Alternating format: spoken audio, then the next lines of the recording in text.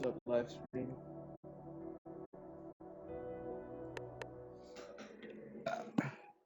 I burnt.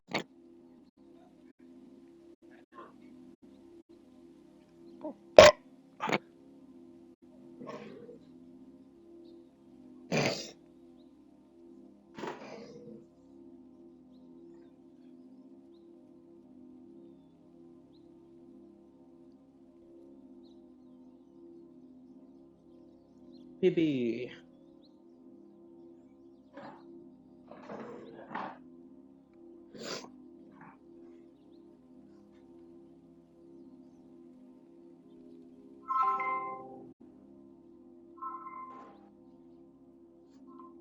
Like, and then Tony says, "You guys are actually evil demons. I get tortured and tormented by you guys, and he just gotta hate me. It seems like." And then Alex says, "Oh my God, Tony, seriously, you want to play the victim yet again? Oh, I'm so done with this." Yeah, that kind of exchange really. Oh.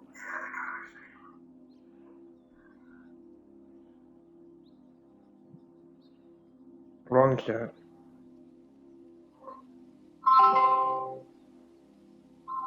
But then Tony says, "But you guys literally, I did suffer. I was probed, and you guys are literally bullying me right now, acting like I don't matter, treating me like I'm nothing." And that just pisses off everyone. Yeah, exactly. And at that point, Mark just loses it and says, "Tony, enough with this bullshit. You're using this to get sympathy, and we're not buying it anymore." And everyone just mutes the chat because it's completely done. And then Tony sends a voice message of him fake crying, and everyone thinks it's absolutely ridiculous. Yeah, exactly. And as soon as they hear it, everyone just starts calling him out. Sarah says, "Oh, now you're fake crying? Seriously? Grow up." And James says, "This is pathetic. We all see through you." And at that point, the group just fully checks out, and Tony is left alone in the And chat. Tony says, I'm not fake crying." And he stutters on purpose too, and he slurs his words to make it sound like he's even more faking it. And everyone gets so pissed. Yeah, exactly. And as soon as he stumbles over his words, Alex just says, "You're not fooling anyone, Tony. Quit lying and move on." And the whole group just completely disengages and the chat dies out. No, because Tony wants to seem like the victim again. And Tony says, "Stop, you're hurting my feelings more. I'm sensitive. You're gonna make me cry bad." And that just pushes everyone over the edge because Mark types back, "Tony, you're not some fragile victim. No one here is behind this." And after that, the chat just goes dead silent and nobody replies again. And yes, they do, because Tony's trying to be a victim. Right, exactly. So Tony doubles down and says, "You guys just don't understand. I've been through hell and you're just pushing me to the edge." And that just makes everyone roll their eyes And again. like he said, you guys don't know what it's like to be probed. And that just makes everyone blow up again because now Sarah types back and says, "Tony, stop bringing that up. No one is buying it. This is just pathetic." And after that, the chat finally falls silent and Tony just drops out of the conversation. Yeah, but then he decides to say something else, and he tries to give some bullshit lore about him being probed. Exactly. Tony says something like, "You don't get it. I was taken in by the government. They did experiments No, on me." the aliens, because the aliens that were in Greenville a while back that Rico and all of them defeated. Ah, yeah, that's right. So Tony tries to tie it back in saying, "The aliens never fully left. I'm telling you, I still have scars from it." But everyone just snaps back like, "No, dude, we all saw what happened. Rico wiped them out." And at that point, the group chat just completely fizzles. And then he tries to bark back and says, "But the reality is that the aliens are shifting around this anti-detection dome on Earth." That's what the alien in the dome probe said. And then everyone laughs at him and catches him in that little mess up right there when he calls it a dome probe because he accidentally said dome twice right there. And then he tries to say, "Oh no, it's real. I swear. I just stuttered because how upset and sad I am because you guys tormenting me." Yeah, exactly. And as soon as he tries to backtrack, Sarah just calls him out again, saying, Tony, stop making up this crap. No one believes you. And at that point, he just stops typing and the group chat completely dies out. No, because that doesn't even make sense. Why would we just keep it going with him trying to play the victim and like he needs some type of like I don't know, pity or something. Yeah, exactly. So Tony doubles down and says, I'm not lying, you guys. You just don't see how real this is for me. You're all turning your backs on me when I needed you. And he keeps going, trying to get people to feel sorry for him. But at this point, everyone just stays silent, not giving him any attention. And then it's said by Mark, it says that we know someone who was actually probed before. And it was way worse than whatever the hell happened to you. Exactly. And as soon as Mark says that, everyone kind of nods along and the chat gets quiet. Because they all realize Tony's just trying to make pity, and they're done.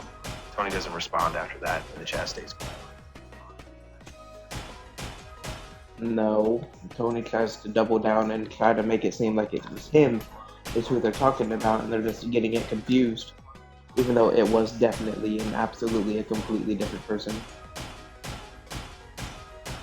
Yeah, exactly. So Tony jumps in and says, no, it was me, I swear. You're all just twisting it. I went to the same thing and you're forgetting. And everyone just shakes their heads, completely exhausted, because they know he's making this all about him again. Yeah, exactly. And he wants to make everyone believe that he was actually probed and tormented.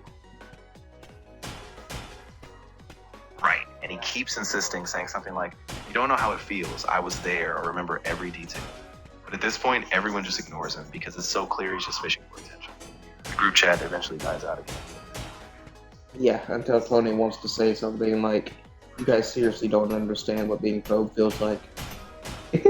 And everyone's just getting tired of it because he keeps saying it over and over again. Exactly. And at that point, Sarah just snaps and says, Tony, we get it. You keep repeating the same thing. No one believes you, so just stop. And after that, the chat goes completely quiet and Tony doesn't reply again.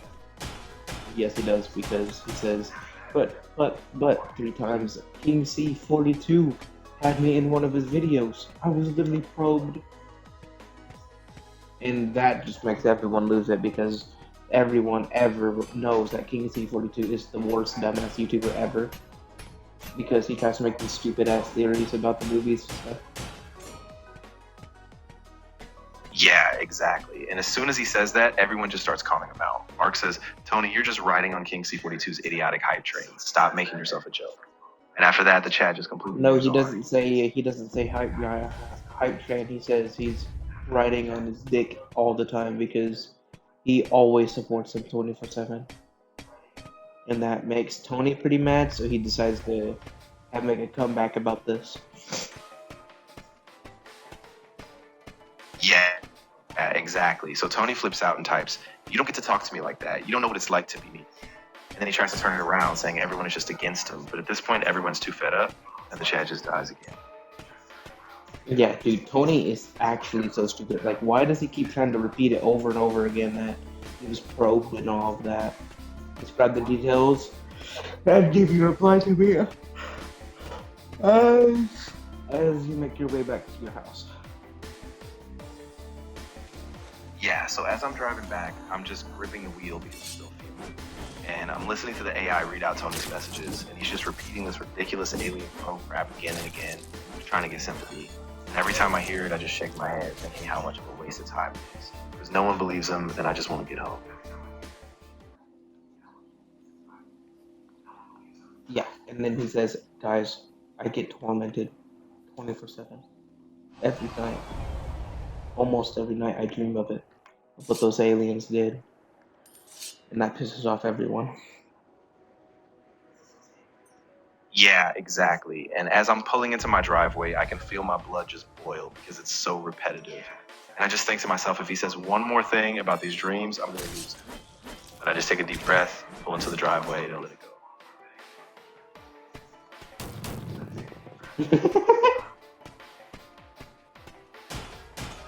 Dude, like, why is he always trying to make people feel bad for him? Yeah, exactly. I mean, it's like every single time he just brings up these same old stories to try to get attention. And it just wears thin so fast. It's like he never moves past it. And everyone just gets exhausted. Yeah, it's like he wants people to feel bad for him or something. He's like fishing for attention and remorse. Yeah, exactly. And it's so transparent. Like everyone sees right through it. And at this point, I just can't even engage because it's just a broken record and I'm done with it. Yeah, so you type in the chat now since you're in the driveway. You say, Tony, actually, for the love of everything good, shut the hell up. All you keep talking about is this goddamn probe. You're driving me up the rails with your bullshit. Yeah, exactly. So I type that out and I just hit send and I take a deep breath because I know I'm done with this conversation. And I just sit there for a second hoping the chat will finally just fade out and stop.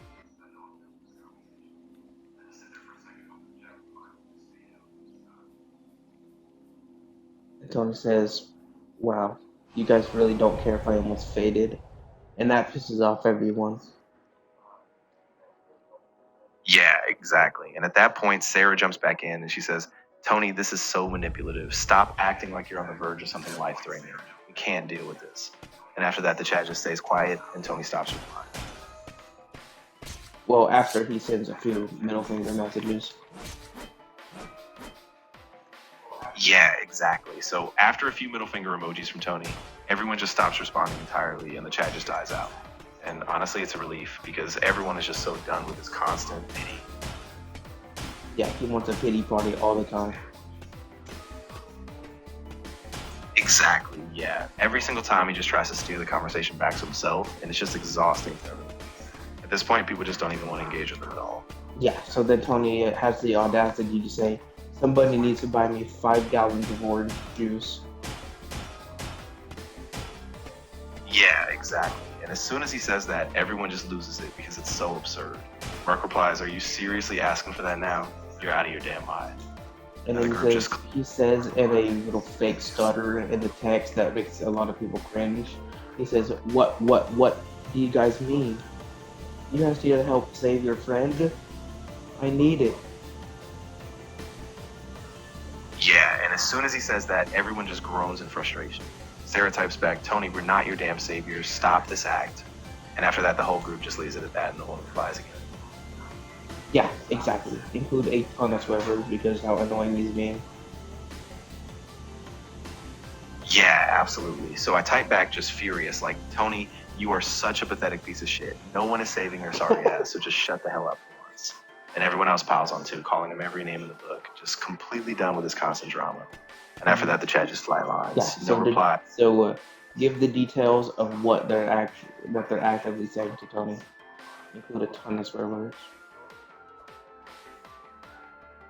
Of course. So after that, Mark types, Tony, you're a goddamn liar, and you're just using this pro bullshit to get attention. You don't suffer, you're just a selfish piece of shit. And Sarah jumps in, screaming, you think we don't see through your pathetic act? You're just a spoiled brat.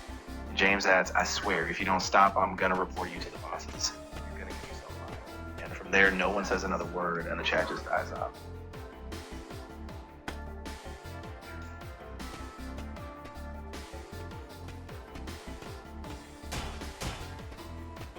But then Tony says, but my orange juice, I need it after all the torment you guys put me through. And as soon as he says that, everyone just completely snaps. Alex replies, Tony, you're such a goddamn joke. No one owes you a single thing. Quit acting like some victim after all the shit you do. And after that, the chat just shuts down and Tony doesn't reply again. Yeah, because he says, you know what, assholes? I'm just gonna go to Subway and stay there for 3 hours. And finally, that's actually the first good thing he's actually said. Yeah, exactly. So everyone just kind of pauses and the chat goes quiet because for once he actually stops dragging everyone down and everyone just lets it be, not even bothering to respond. Yeah, exactly. Yeah, and honestly, that kind of silence just feels like a relief for once. Like everyone finally gets to step back and just breathe, even if it's just for a moment before moving on. Yeah, after getting done dealing with his bull. Exactly. Everyone's just exhausted, and it's like a weight finally lifts. They stop checking the chat, and it just fades out as everyone goes on with their night, just done with this chaos.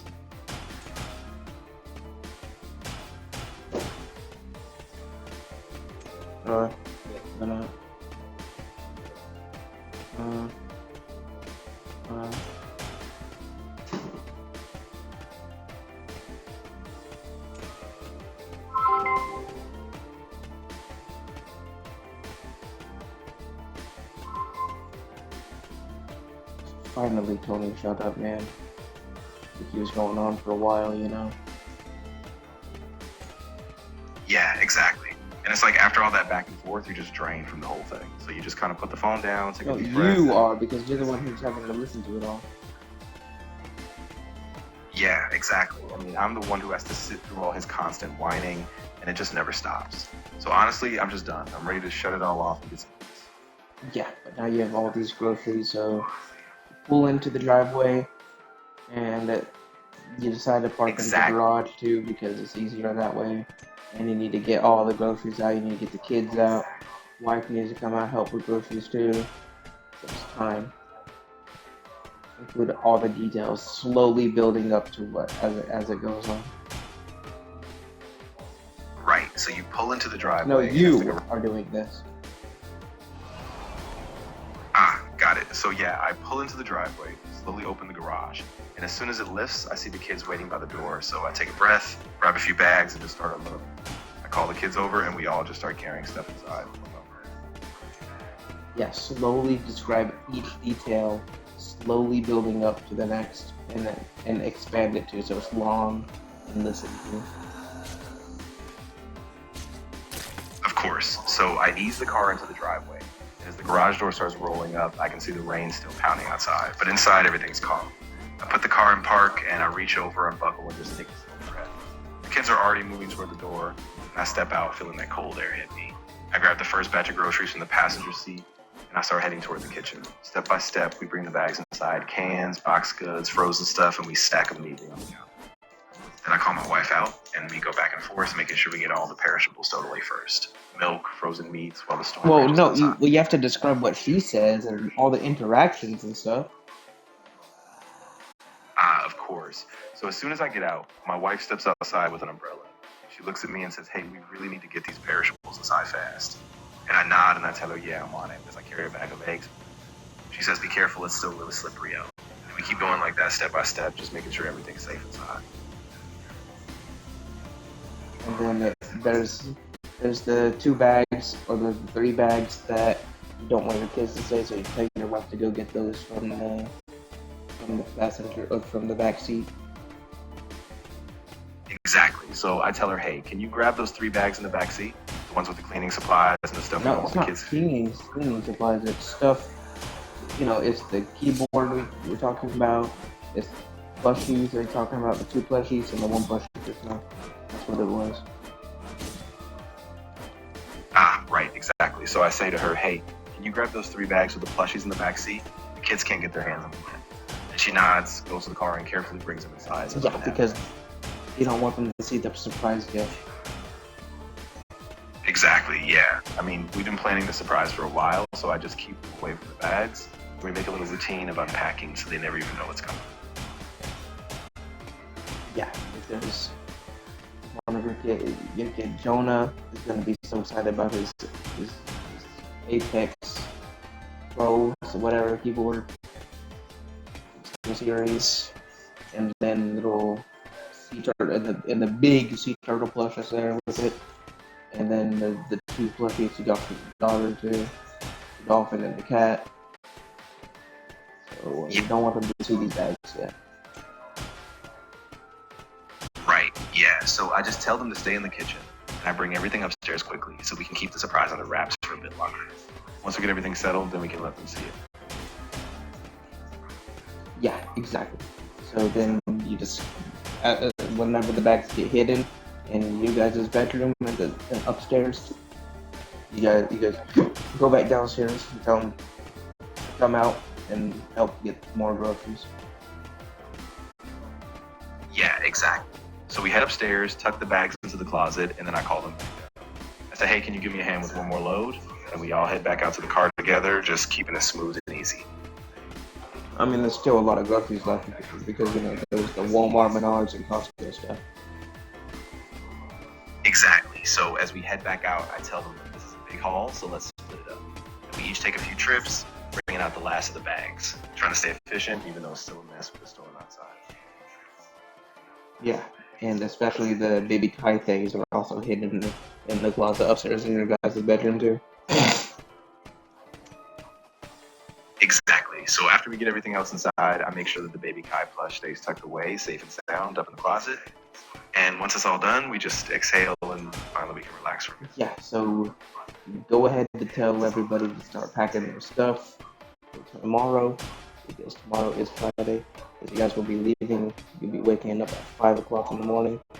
Let's catch the plane. Exactly. So once we're done, I call everyone together and say, all right, guys, listen up. Tomorrow's the big day. We're leaving super early, so I need everyone to get their bags ready tonight. Wake up calls at 5 a.m. And they all nod, and we just start getting everything set so we can actually... No, give like the family interaction with like full, extreme, expanded, long details.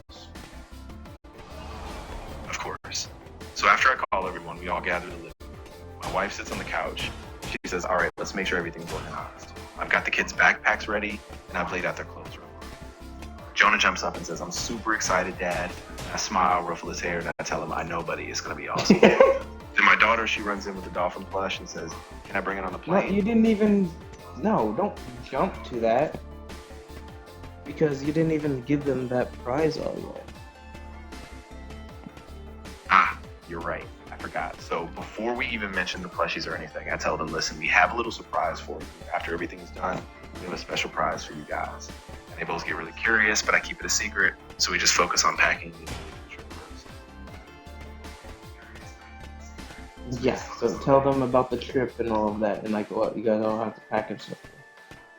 Because like it's all time to pack and all of that, because the long-awaited trip to the Maldives is being planned. Exactly. So I sit them down on the couch and I say, hey, listen, we're heading to the Maldives. We've been planning this for months, and tomorrow we leave. Well, so tonight because it's the Sunny Shores renovation trip. Basically what it is, because the company, they all got ready. Ah, that's right. So I tell them, look, this is a company trip for Sunny Shores renovations. The whole crew is going, and we need to get ready tonight. So pack light. Because everyone's getting on vacation. So it's not going to be no business trip. It's only going to be vacation. Exactly. So I let them know it's all about relaxation. No work, just a full vacation. I tell them to bring swimsuits, sunscreen, and any outfits they need for the resort. We go over a checklist together, and everyone starts packing with a bit of excitement in the air.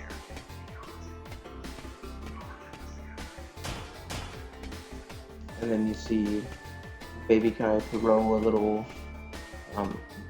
ramen noodle cup pillow that you guys got from Hot Topic a while back at the wall, and you laugh about it. Yeah, exactly. I see her toss it across the room, and I just chuckle, telling her, oh yeah, that little ramen pillow, we got that at Hot Topic. And she nods, smiling, and for a moment we all just relax, knowing the trip is finally happening. Yeah, because Baby Kai, he's like happy with that little ramen noodle cup pillow, and throws it around again. Exactly, yeah. He giggles, throws it once more, and I catch it, telling him, careful, buddy, we don't want it to break. And we just keep packing. How would it break? It's a pillow. Ah, good point. Yeah, you're totally right. It's just soft, so he just laughs and keeps tossing it. And it's kind of nice. Everyone just feels a little more at ease. Like the trip is really coming together. Yeah, exactly. So after that, we all take a deep breath, and I tell them, all right, let's finish up the last few bags. And we get everything ready, our passports, the kids' snacks, and we're set for an early start. And then Baby Kai literally repeats whenever your mom says it, or whenever your wife says Airbnb, because she says the Airbnb is gonna be so cool because she hasn't seen it yet, so she goes along those lines, and Baby Kai literally says Airbnb and laughs. Exactly. So my wife is scrolling through the Airbnb listing, and she says, oh, it's gonna be so cool, just look at this balcony. And Baby Kai repeats right after. She doesn't even see, she said she didn't even see it yet. That's what she's talking about, she didn't see the place yet. Ah, you're right. So she says, I haven't even seen it yet, but I heard it's awesome. We should check out the pictures. And then baby Kai, just picking up on the word, repeats Airbnb, Airbnb, curious but not really knowing what it is yet. And that makes you laugh a lot. And you say to your wife that you shouldn't check the pictures yet because it's going to be huge and it's private for even the whole crew, two bosses and everything. Because Exactly. Airbnb is like a huge, giant property that was literally picked up.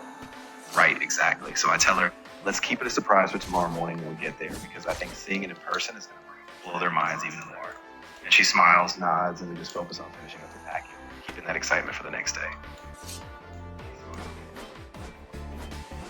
Yeah, exactly. And then baby Kai says Airbnb, Airbnb, Airbnb. Yeah, and we all just laugh because he's so excited, just repeating it like a little parrot.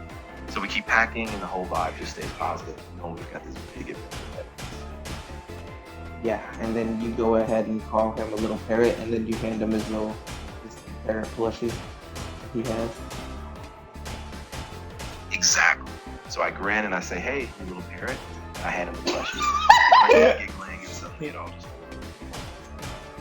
about to head into this perfect family. Oh my god. Yeah, I know, it's just surreal. I mean, after all the stress and the storms today, it's like this little moment of peace before everything kicks off tomorrow. Yeah, and then it's time to get on to somebody because your daughter, Jessica, she said, holy shit, so you need to get on to her about saying that. But it's not that big of a deal, so we're just gonna say it lightly this time. Yeah, exactly. So I pull her aside gently and I say, hey, we don't use words like that, okay? Let's keep it kind. And she does not. It's kind of embarrassed. And we keep moving forward, just staying positive.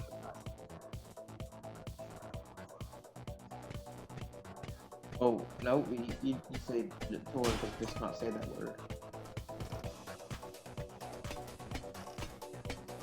Got it. So I tell her, listen, just don't say that word again, okay? It's really important we keep it respectful, especially.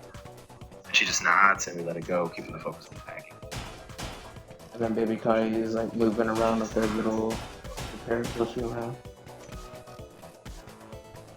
Yeah, exactly. So he's just bouncing around, hugging that plush, and you can see how happy he is. And we all just keep going, laughing a little, and the mood stays light as we Jonah says, oh, yeah. So Jonah pipes up and says, Dad, can we watch a movie before bed so we can relax? And I nod, smiling, and say, of course, let's pick something calm just to wind down before all the he excitement. asked what is going to be for food since not cooking isn't going to happen. And there's a lot of good options. But you might just go with the classic and just go pick up either... Actually, and then you get... Like, you don't know what to pick, actually. So maybe it's time to go to the restaurant jar. So you get that as a good idea. I know your wife gets that as a good idea. Yeah, exactly. So my wife chimes in and says, you know what? Let's just head out to that restaurant we love down the street. No, it's It'll a be jar that you have in the kitchen, and it has all these little pieces of paper that was printed out with names of different restaurants. That's right. And she says that is a good idea to go to if anyone can't think of anything. Exactly. So I go to the jar, shake it a bit, and pull out a slip. And as I read it, I say, okay, this is Italian place we went to last month. Let's do that.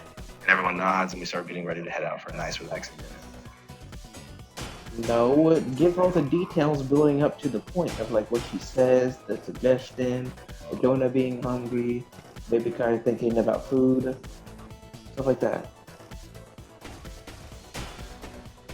Yeah, absolutely. So after we finish packing, I hear Jonah pacing around the kitchen and he says, Dad, I'm starving. Can we get dinner soon? And baby Kai chimes in, just sort of babbling about snacks, pointing toward the pantry.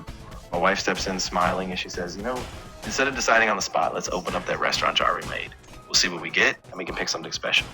So we all gather around the kitchen island and she shakes the jar and that's when we're about to see what's next. Yep, describe all the details again and just continue. Of course. So we all gather around the kitchen island and the jar is sitting right in the middle. Jonah leans on the counter and tapping his fingers, saying, come on, I'm so hungry, and baby Kai is just jumping up and down, hugging his plush. My wife smiles, grabs a slip of paper and says, all right, we're going to that Italian bistro we loved last time. And immediately Jonah cheers, and we all grab our jackets, feeling this wave of relief and hunger, ready to head out for a good meal together. Well, give the name of the restaurant on the paper. Ah, right. So she pulls out the paper, unfolds it, and says, "It's Trattoria Bella, Italian bistro on 5th." And as soon as we hear that, we all get excited because we remember how delicious it was last time. Yeah, so just continue with the details again. Double shrimp. Of course. So once we see the name Trattoria Bella, we all just feel this wave of relief. My wife says, "I remember the pasta and that tiramisu we had, so good." Jonah is practically dancing by the door, saying, "Yes, let's go now." And I tell them, "All right, jackets on, let's head out." And we all grab our coats, the kids laughing, and we head out to the night. Well, you need to get Baby Kai's clothes on. You need to get jacket on, rain boots on, stuff like that. Ah, you're right. So before we head out, I pick up Baby Kai and I tell him, "Come here, buddy, let's get your jacket on." I help him slip his jacket on, put on his rain boots, and then I hand him his little plush. Once he's bundled up, we get everyone else ready, and we finally step outside, heading toward the car, ready for them. And then your wife asks, "And the garage, which car do we want to take?" Exactly. So I pause for a second and I say, "You know what? Let's take the SUV. It'll have more space for all of us in the bags, just in case." And she nods, and we all head toward the SUV. And then you say, "Okay, well then since you pick the car, I'm gonna pick who drives. So who wants to drive? Me or you?" And that's what you say. Include all the details.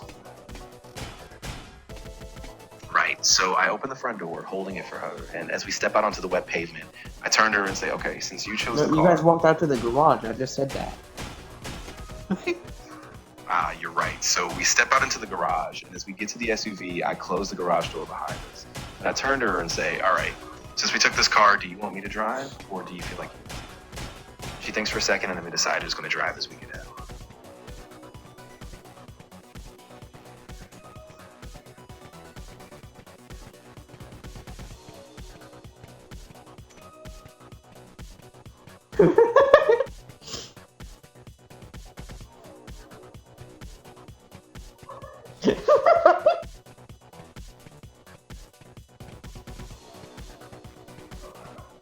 And then she says, "Yeah, I will go ahead and drive since you were driving for like hours today, and that actually makes me pretty happy." Include the tennis rover, the hype you are. Absolutely. So as she says that, I just let out this big sigh of relief, and I say, "Fuck yeah, that's awesome. Thank you. I was so damn done with driving all day." And she laughs, nods, and we both get in, and honestly, I just feel this surge of hype because I can just sit back, relax, and let her handle it.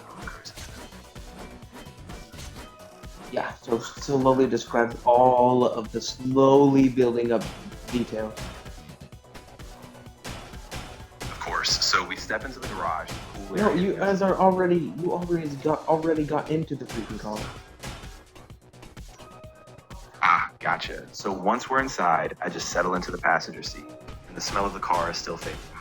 She adjusts the seat, puts her seatbelt on, and I just watch as the garage door slides open. The rain still drizzles outside, but inside the car it's calm. She starts the engine and we slowly back out, each turn toward the street filled with anticipation, just ready to get dinner and wind down from this whole thing. Yeah, exactly. And then Joshua says, or no, Jonah says, "Dad, can you put on Skyflare on the radio, on this TV, on the radio screen? I want to watch it. I want to see the forecast and stuff." Exactly. So I reach over, tap the radio, and bring the Skyflare on the screen.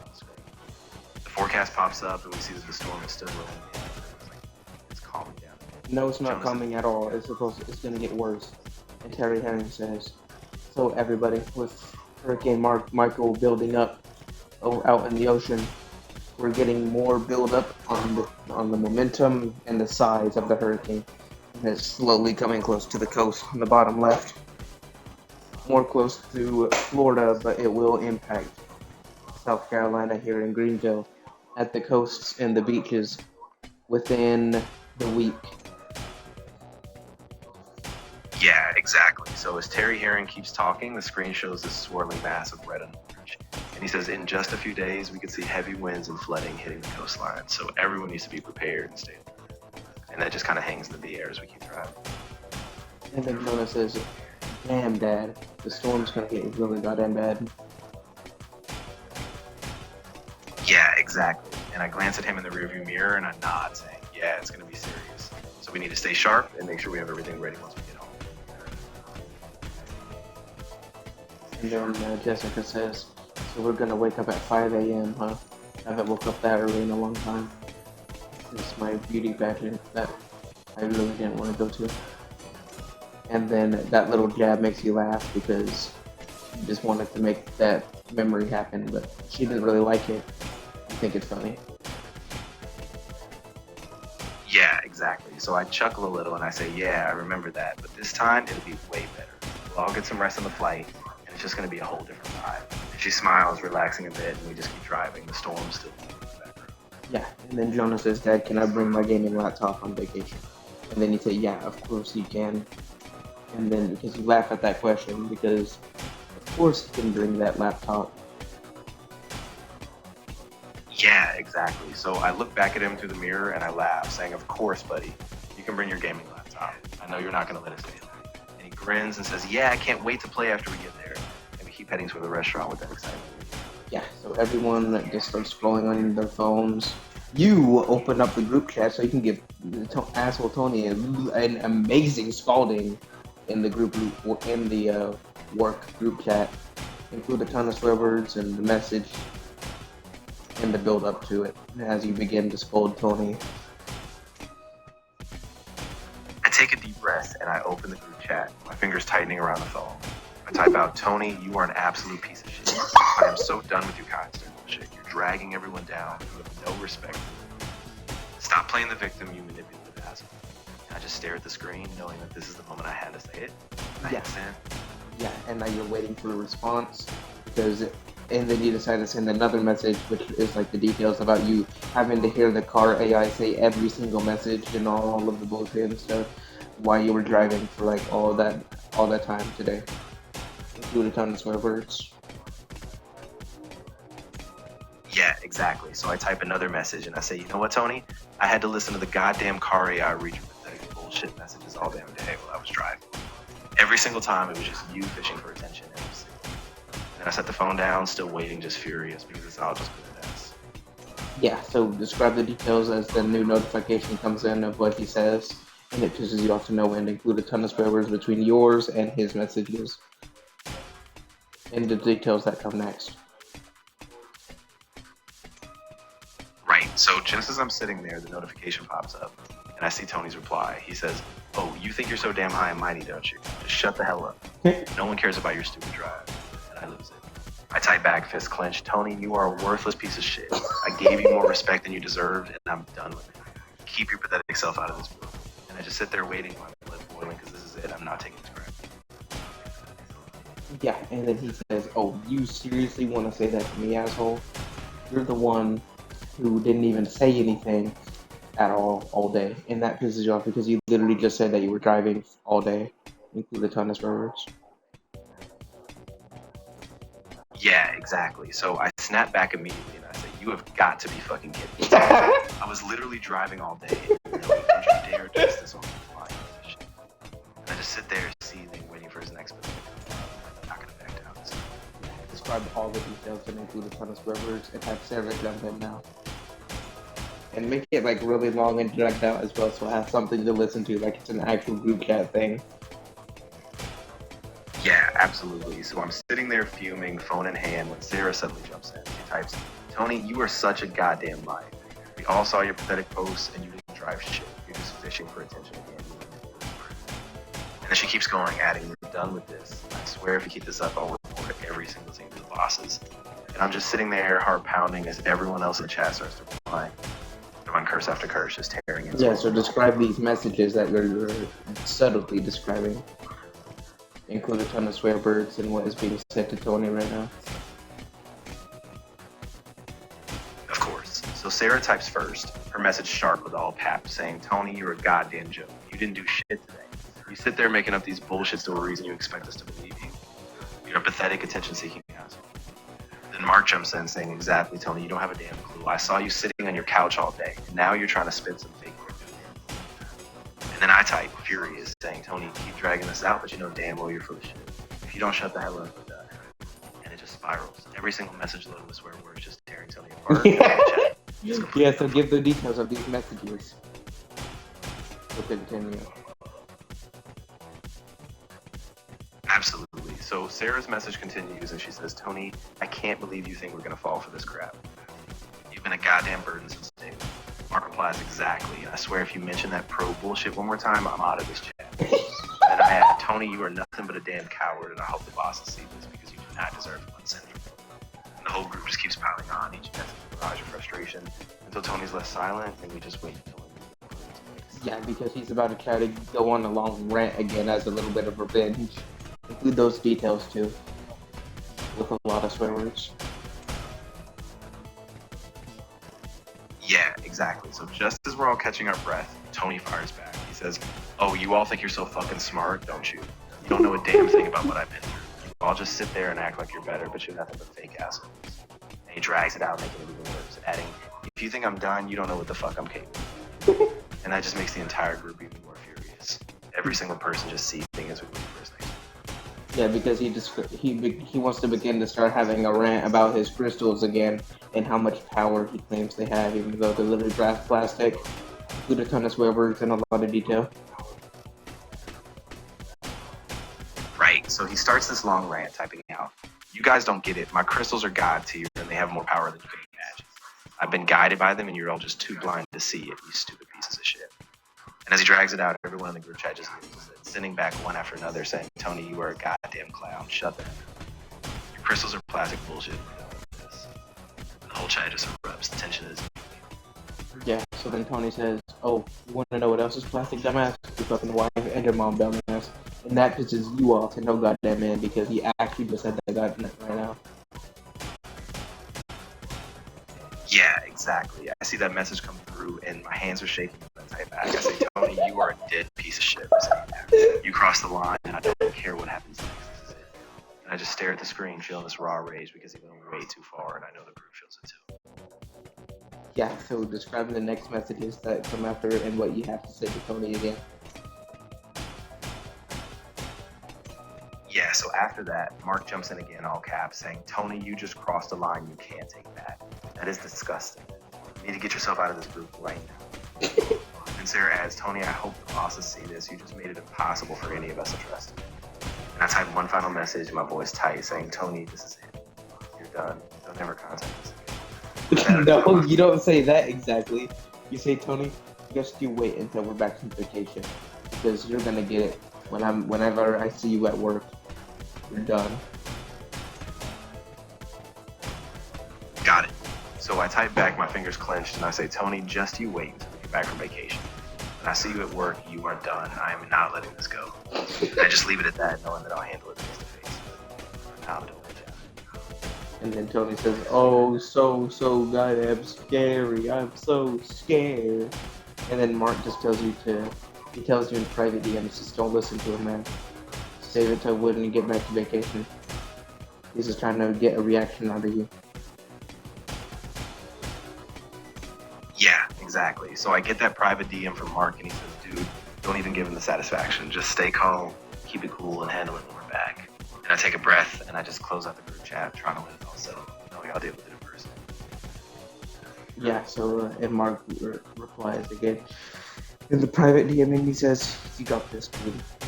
Don't pay him any mind right now, because I already know you're gonna hand it to him whenever we get back from vacation. And that actually makes you pretty happy to hear.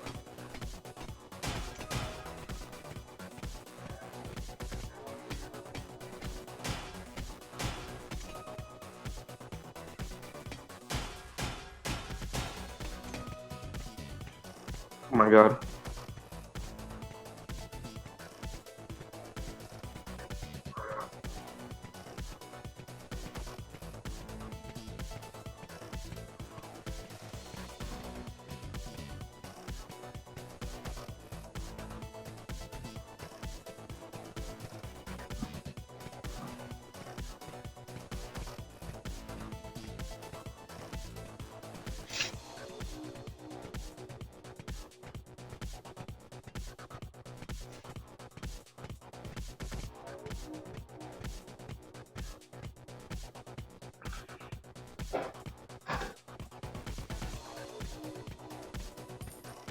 That's a crazy statement.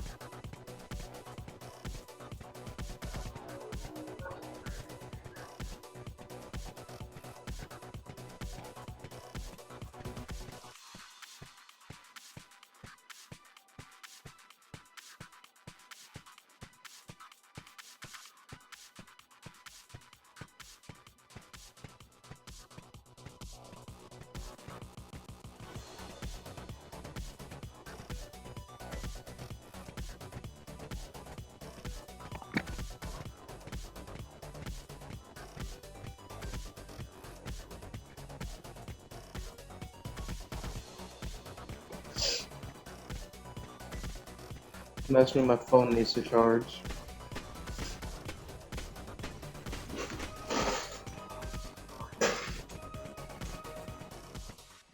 Oh yeah, I can craft the pickaxe. Baby.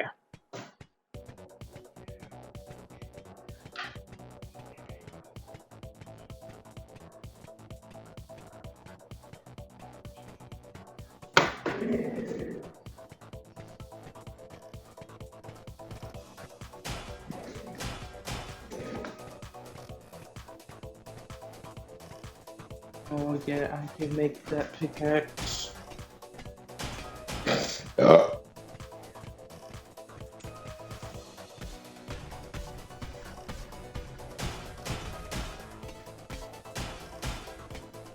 Oh yeah, bruh.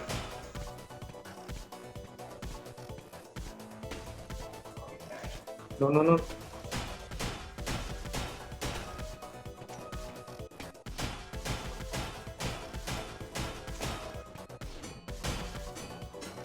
I think I need a lot of magnesium, I'm not sure.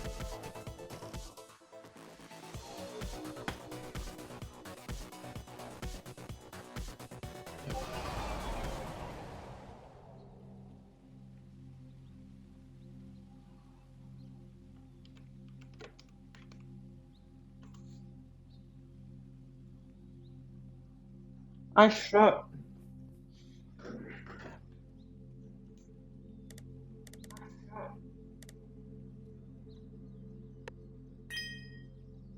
Oh yeah, bruh.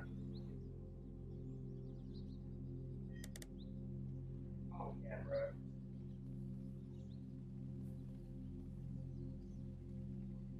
Holy crap. Holy crap. Holy crap.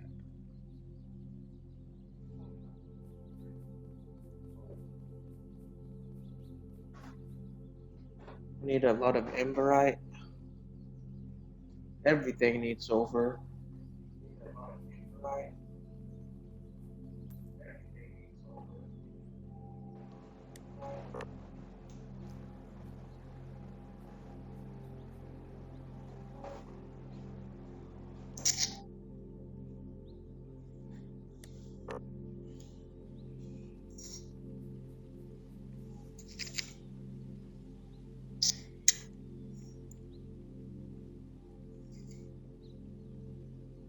I don't know what that.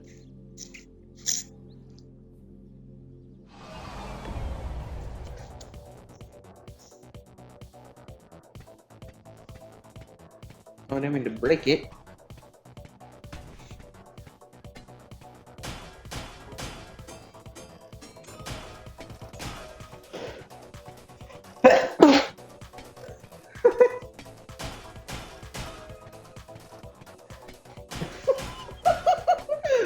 That is. Oh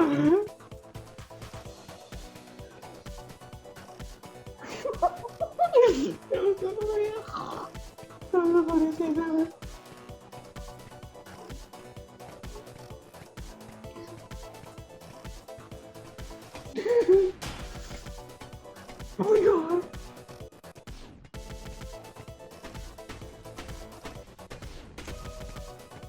That was the funniest burp. Oh, no.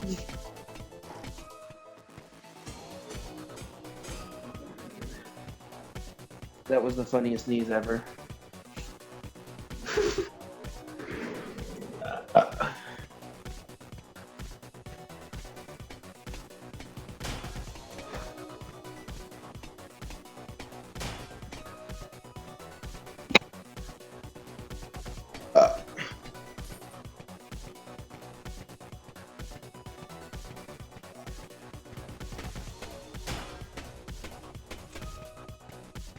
Okay.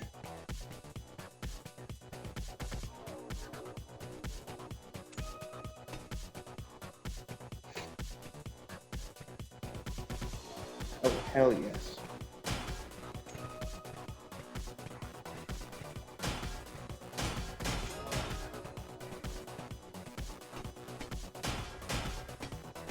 It revealed the Jasper to me.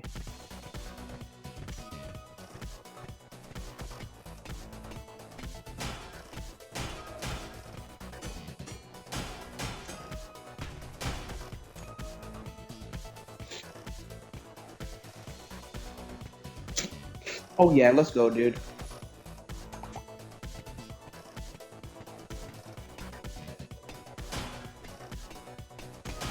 This pickaxe is actually so good.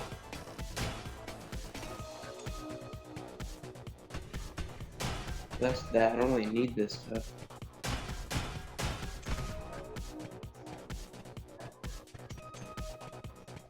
What the?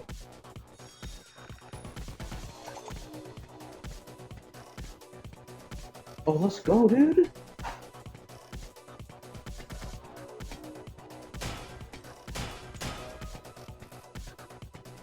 I always love mining these.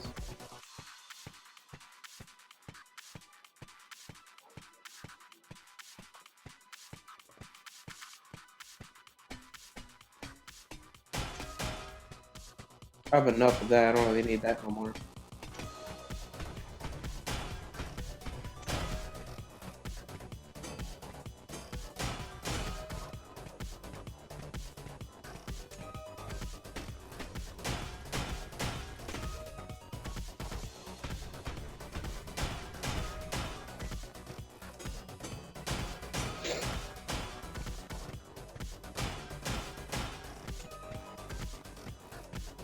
Really, a granite vein?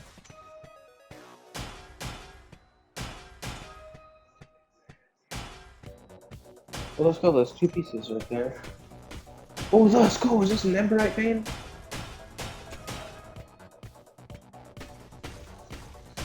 It is. That's what I needed, bro.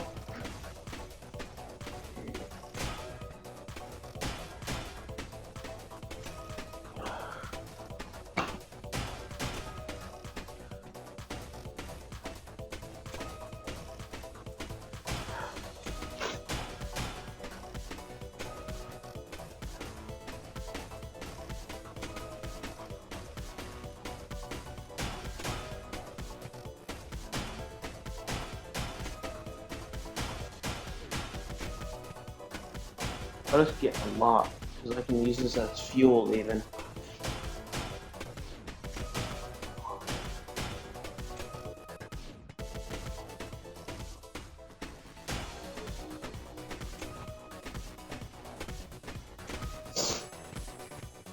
Oh my god, bro, let's go, man.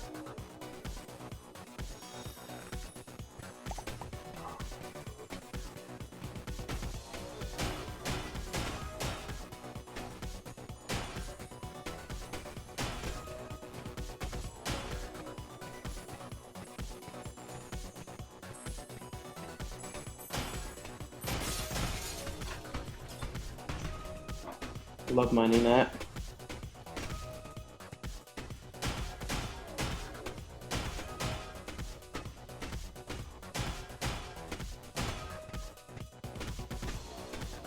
Look how much I have.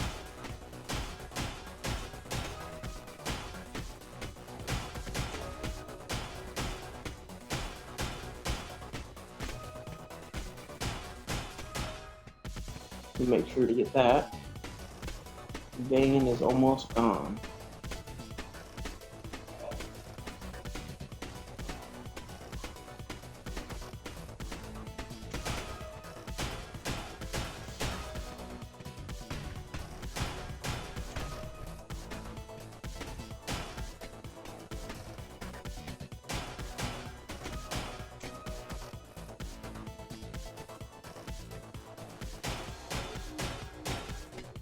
Let me just get some extra.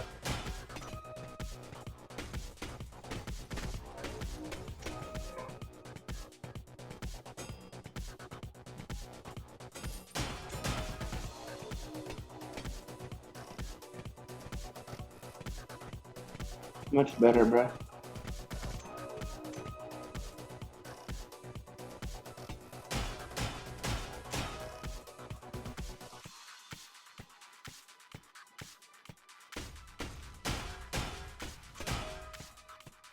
Ember light.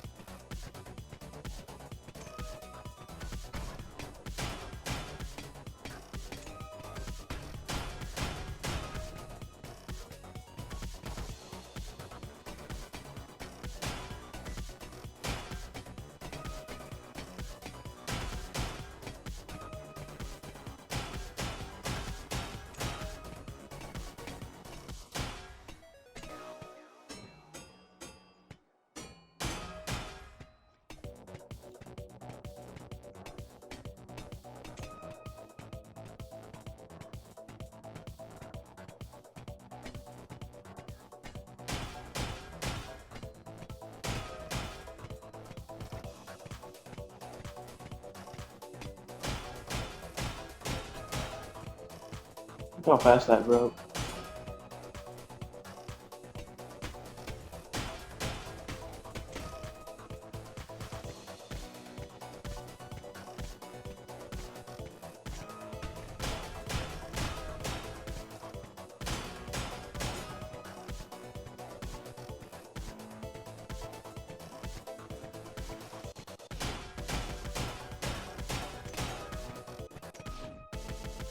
Wish I could find like a sulfur vein.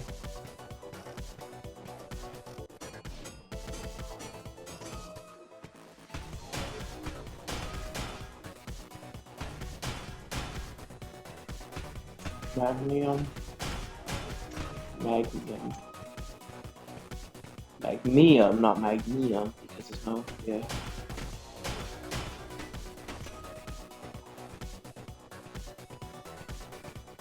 There's no N in that, only at the start.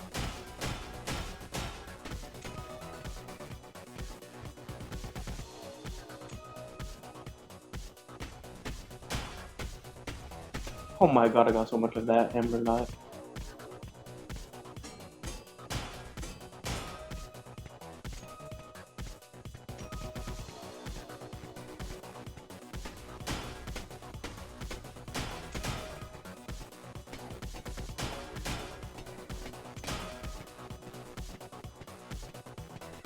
What if there was some there? There's the lighting. Guess not.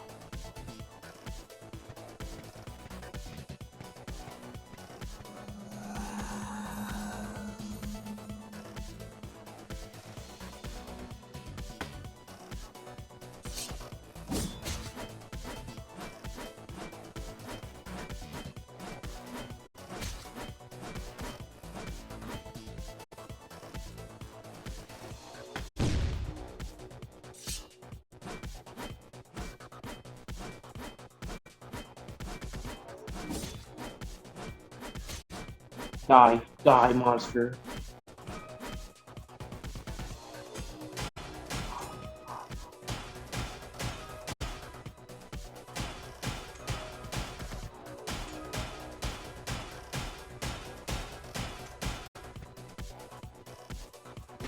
Psycho.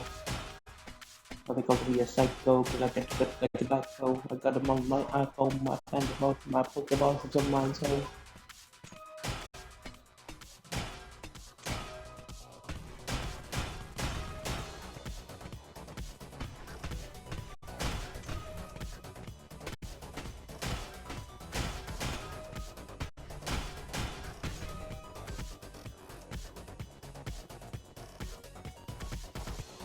I destroyed that zombie.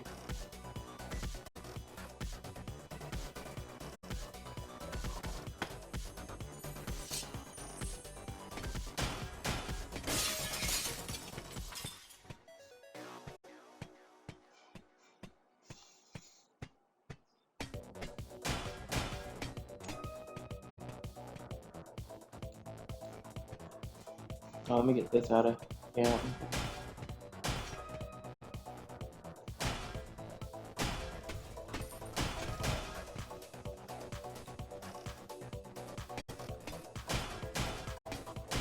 I never have enough Jasper.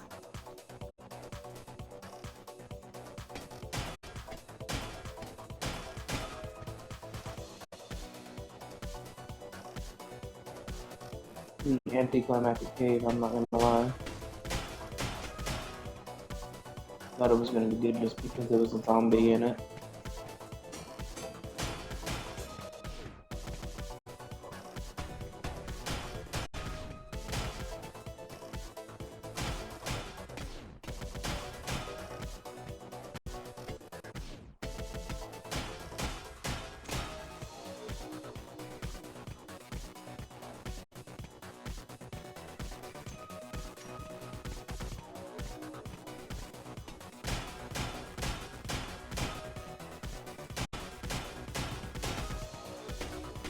There could be a point in time where I could need that.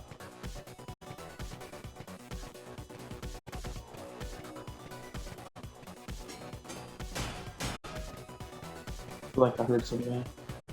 Any bros?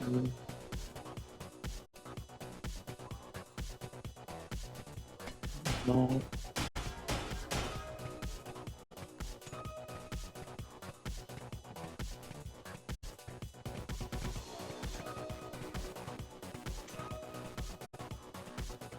Yeah, let's bring the sulfur everywhere.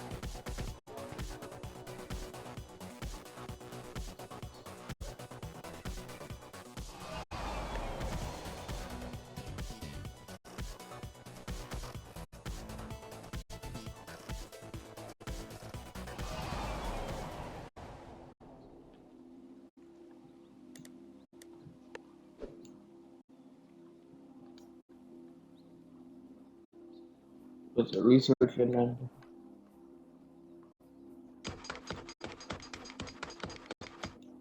Look at that. We have a lot of research.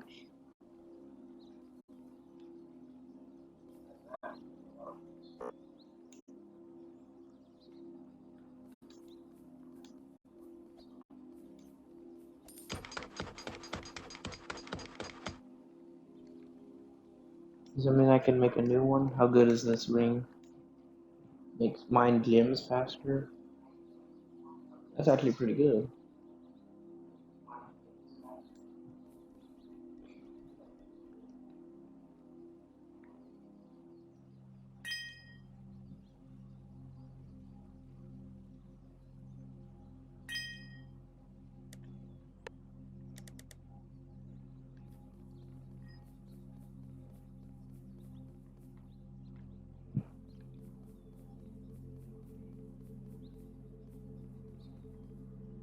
I need a lot of stuff still.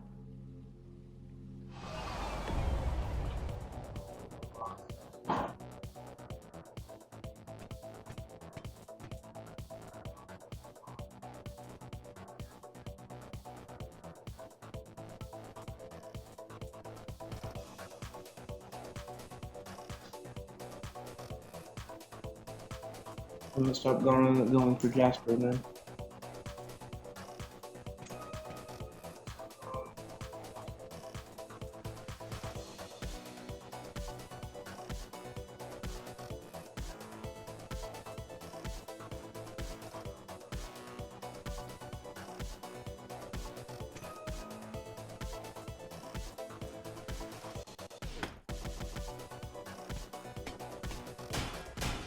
I'm only gonna break through at least.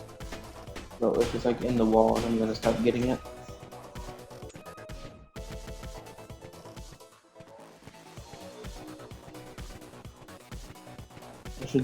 I should stop doing with this though, but I think I can. Pretty sure I can use this as fuel.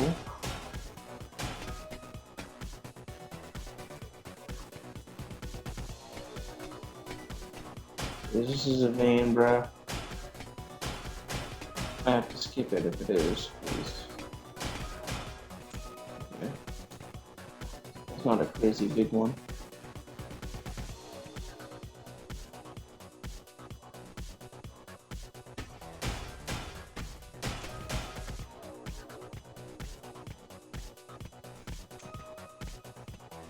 Nothing universe destroying.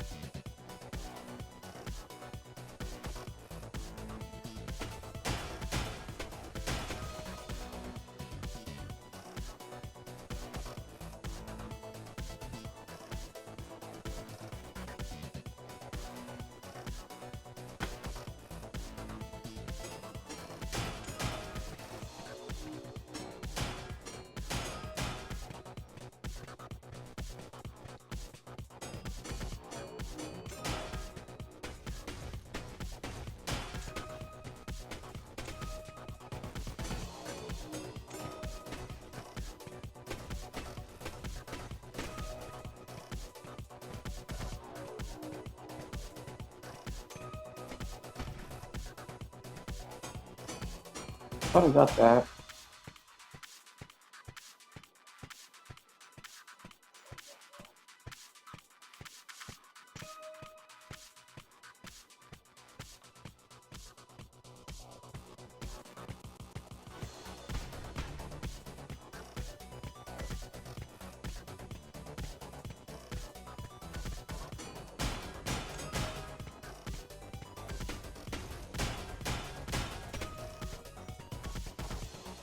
I have a feeling that sulfur is close.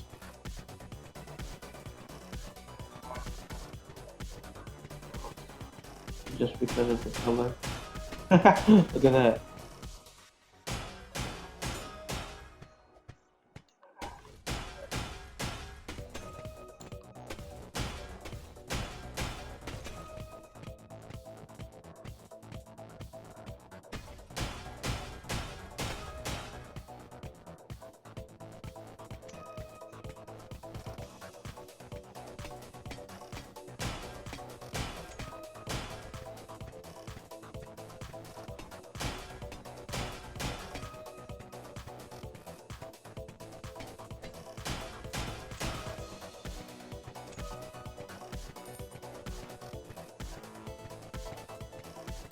I'm gonna start going for that. I'm gonna stop going for that for a second.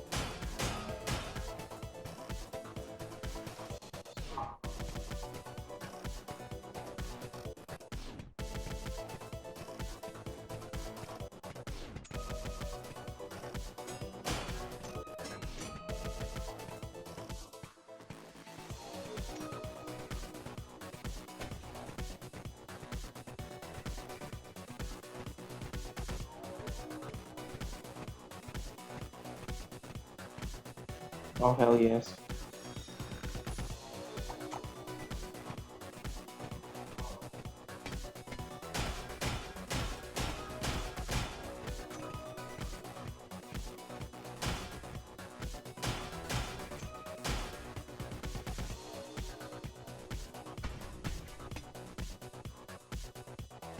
I freaking knew it, dude.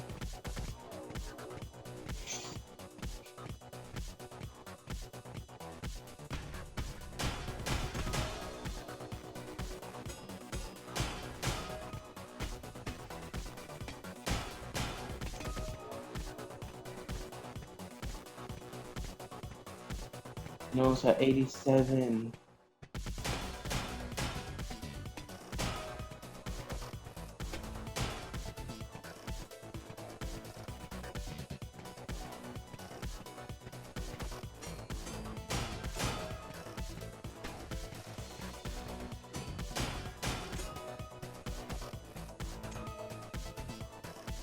I think I'm gonna have enough, bro.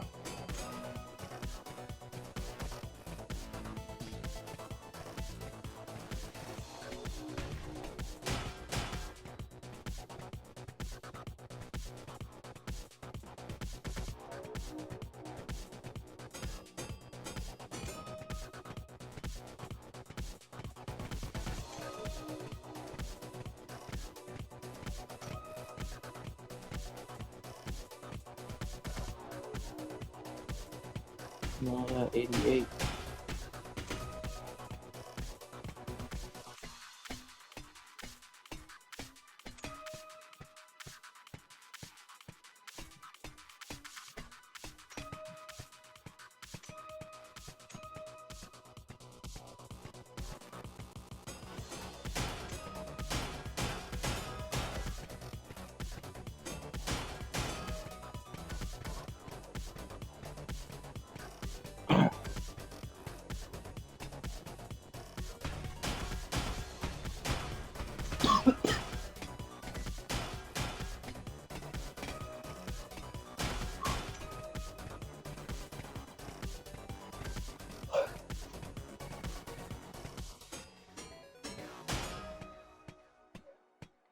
I need to play the teleporter soon.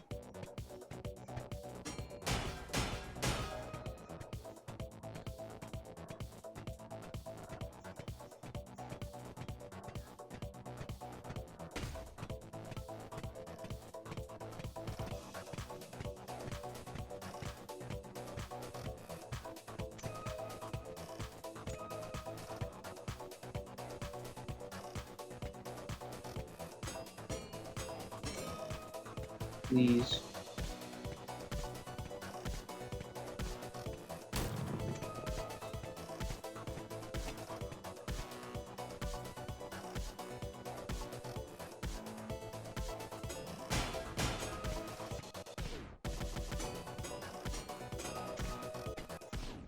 Oh.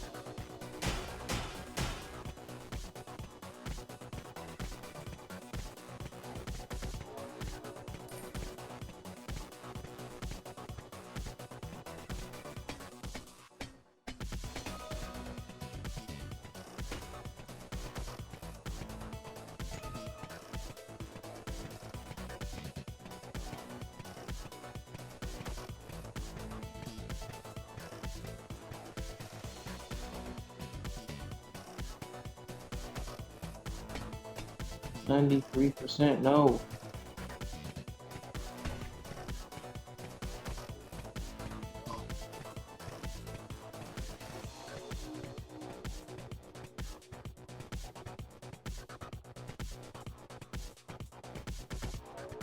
Stop.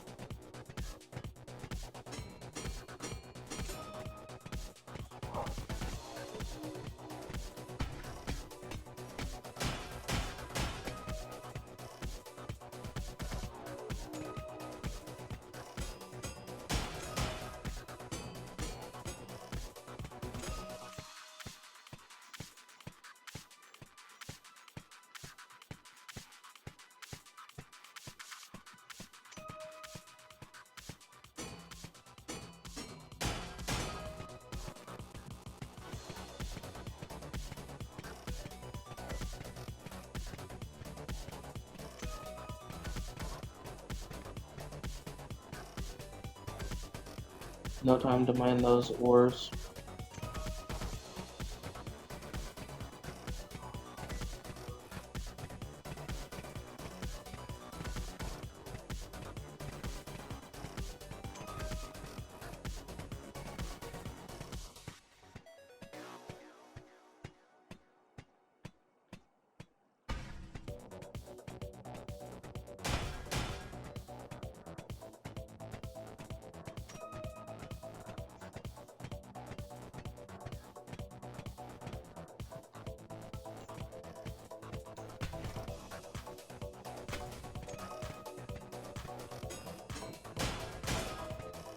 No, 97.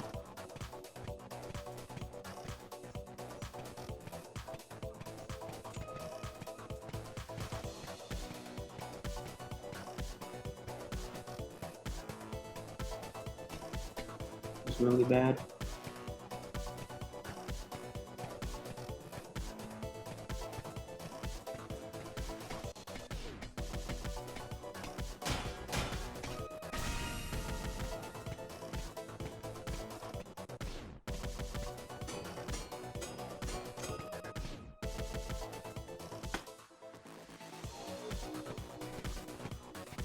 Yeah, I placed it.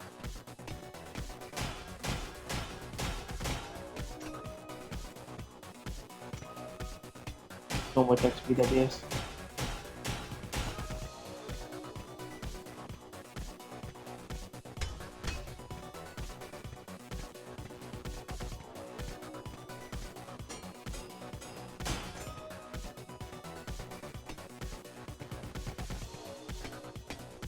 I need to get this where like everything ends.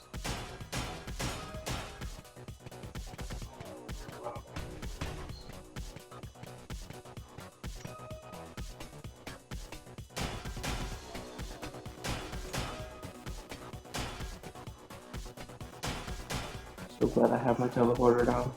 I hope it works. I never tried it before.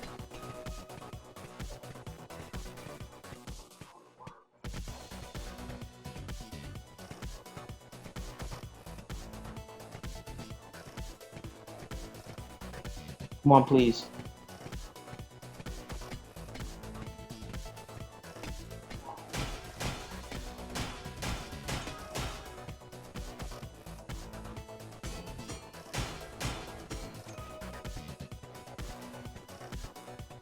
I said 100% no.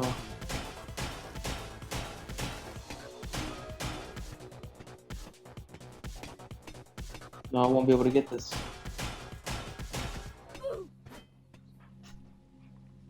Are you kidding me? It put me in a public server?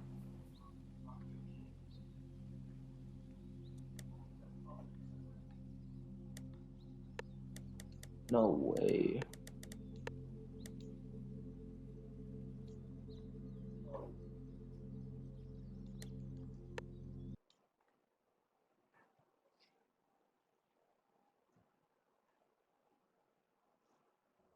So I don't have to use ST sands either.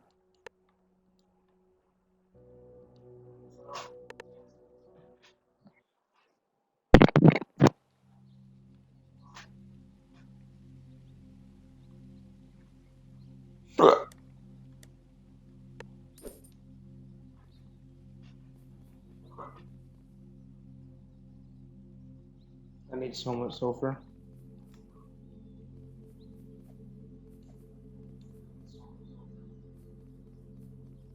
Means I need to go all the way down again.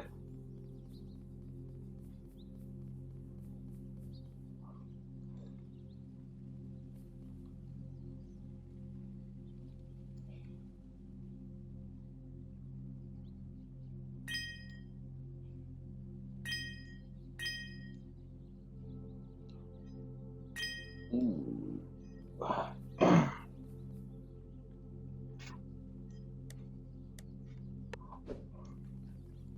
Absolutely amazing purchase.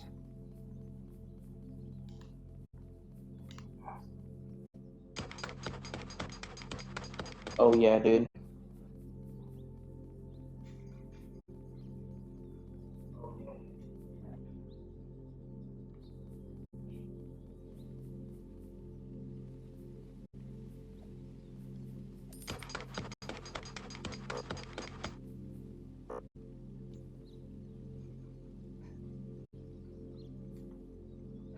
Come on.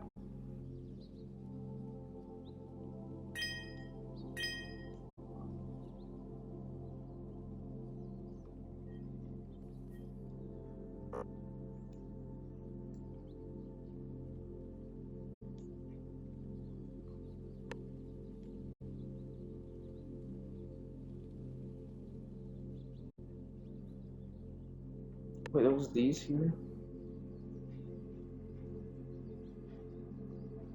Nitrolite.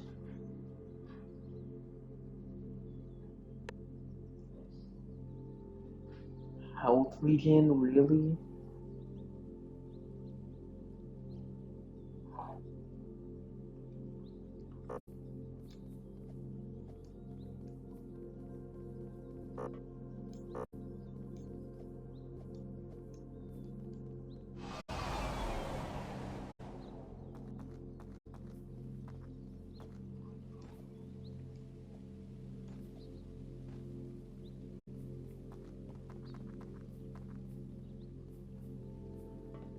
Where's that shop again?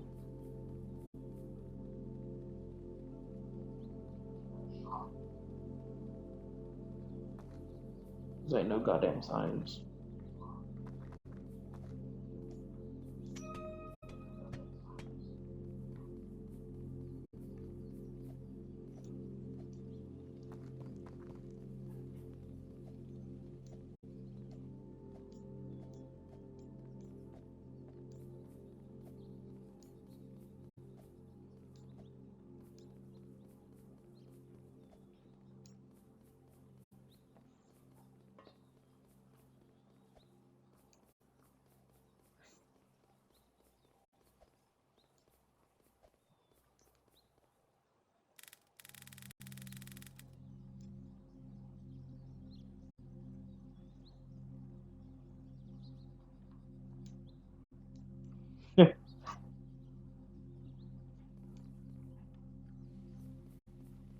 He's pretty angry about that.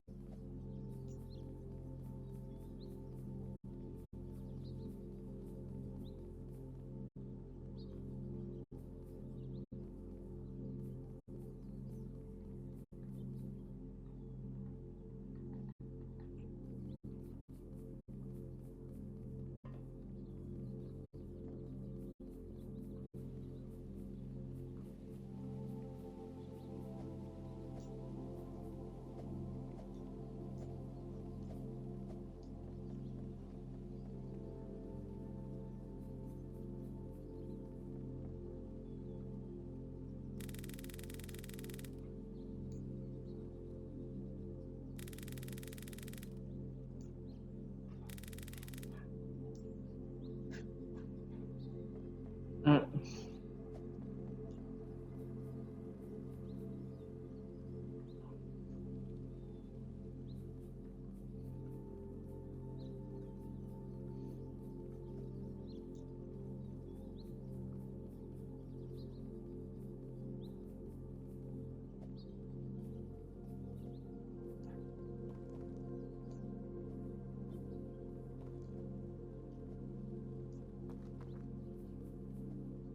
Ooh, a cave.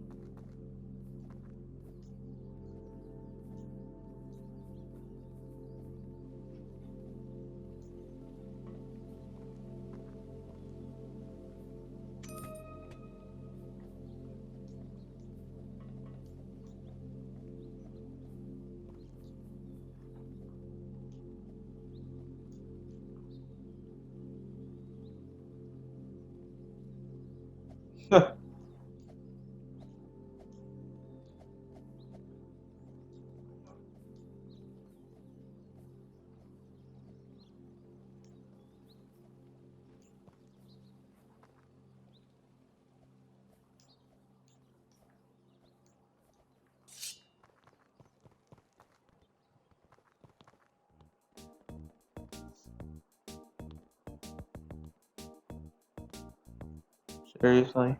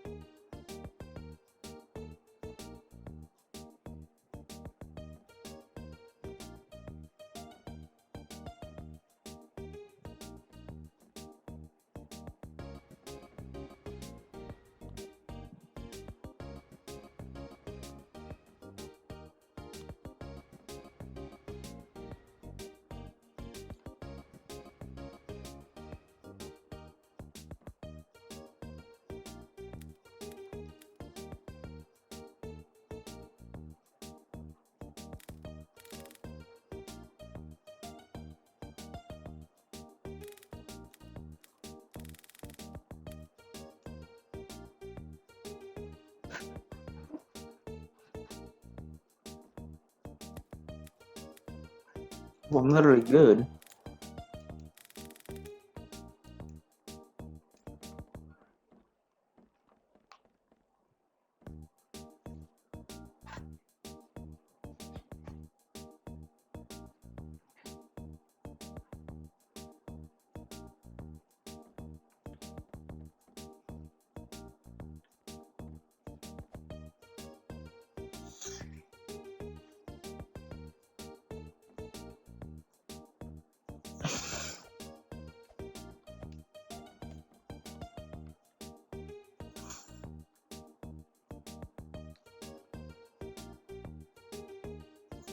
What happens when you do this?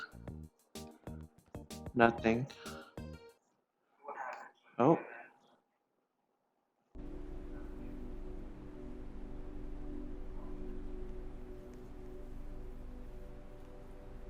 Boom, boom, boom. Oh man.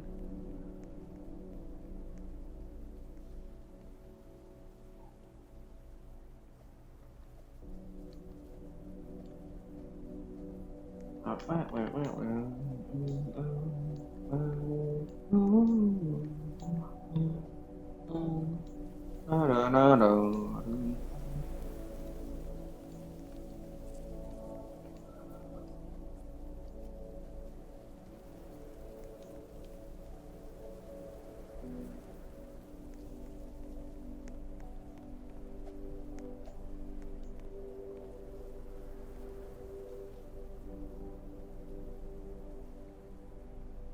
Now you can tell it's unfinished.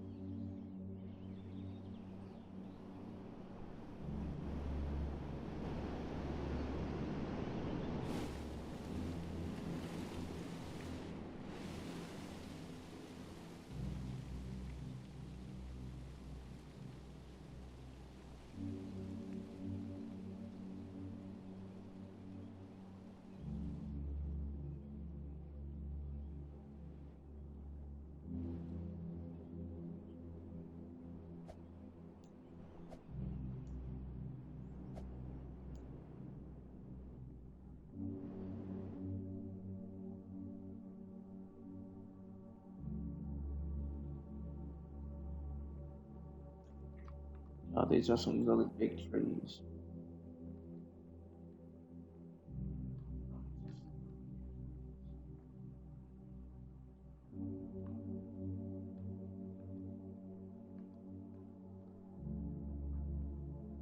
I found something in the store.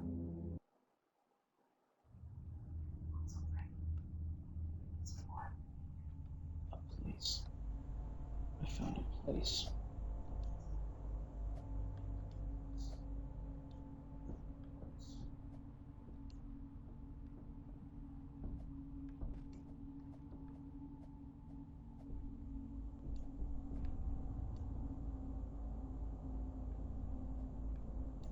What the hell, dude?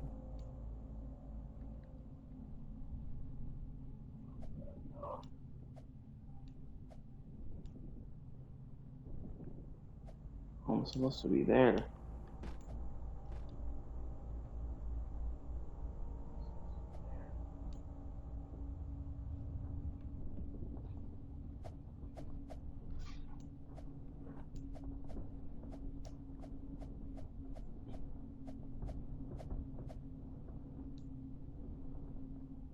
I don't care about the reward. I want to find out what this place is all about.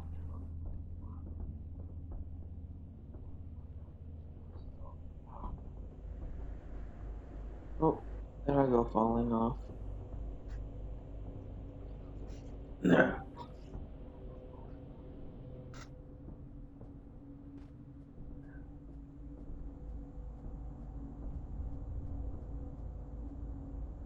Creepy little ambience.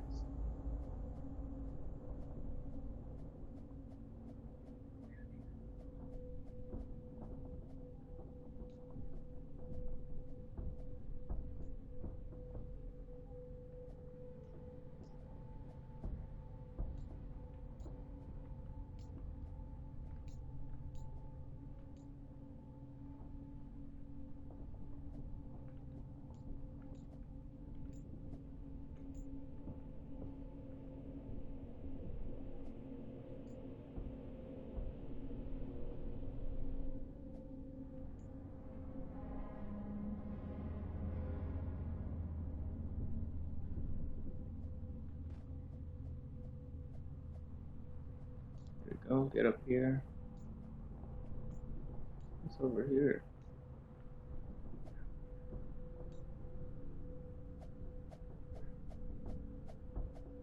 Ooh, there's something over there.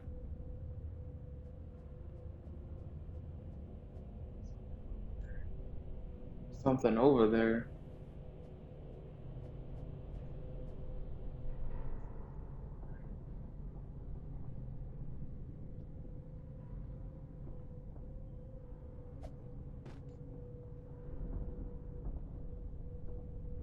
What the hell, man?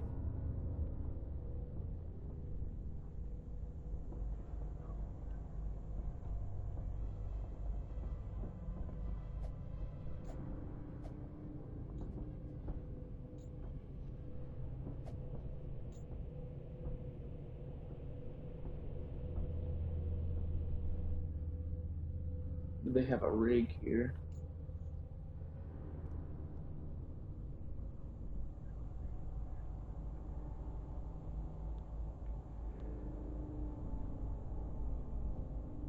I wonder if I was supposed to keep going that way.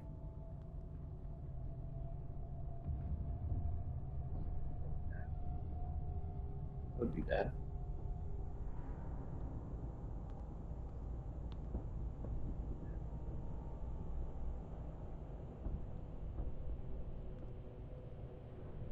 Oh crap! I think I was.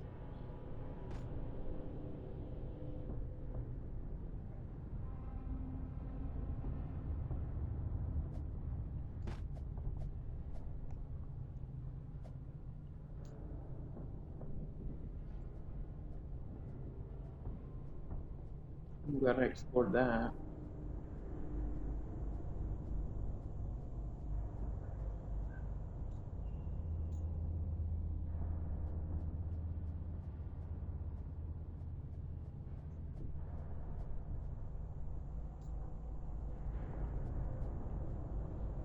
Ooh.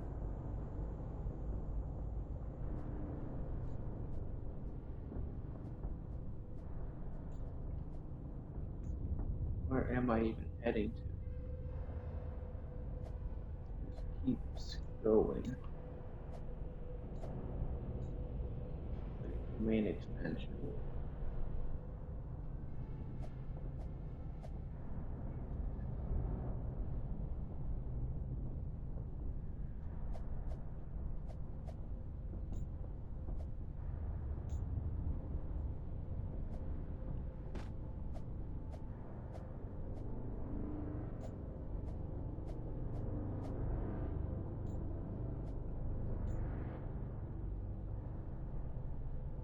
Oh my god, bruh.